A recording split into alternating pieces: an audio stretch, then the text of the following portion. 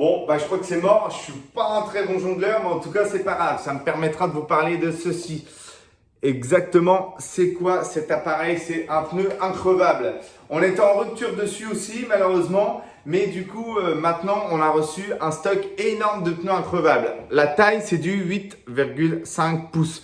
Donc du coup, si vous posez la question, oui, c'est la taille pour les Xiaomi qui crèvent tout le temps.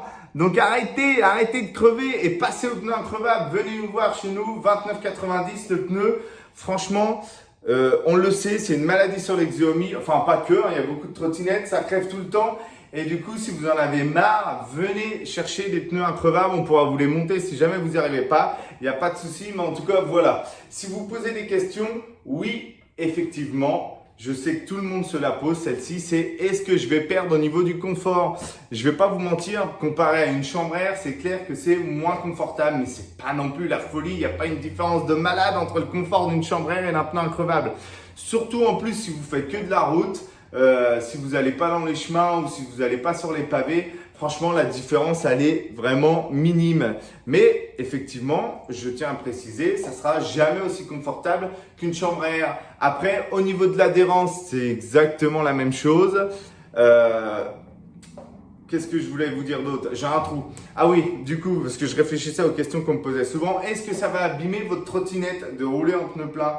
Donc, si vous avez la toute première version de la Xiaomi qui est sortie au tout début du premier mois, oui, peut-être que les vibrations, effectivement, ça peut jouer un peu, ça peut jouer sur la batterie, mais du coup, maintenant, toutes les Xiaomi supportent les pneus pleins, donc il n'y a pas de souci. Vous pouvez passer sur le pneu plein. Je vais même vous donner un petit truc et tout.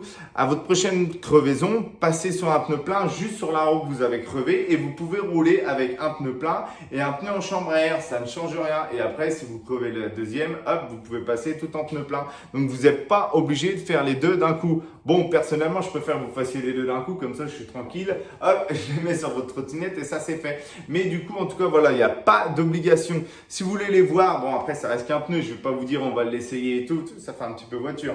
Mais en tout cas, voilà, si vous voulez voir à quoi ça ressemble, n'hésitez pas à passer en boutique parce qu'il y a en plus, il y a un petit truc qui est différent avec ces pneus pleins, c'est que si vous voyez, il y a des trous à l'intérieur.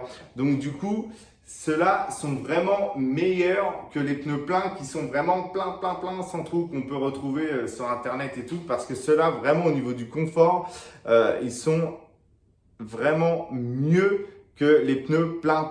Je sais pas si je me fais comprendre, mais en tout cas voilà. Il y a deux types de pneus pleins, le pneu plein et le pneu plein alvéolé. Le pneu plein alvéolé du coup est moins dur, donc forcément avec un meilleur confort.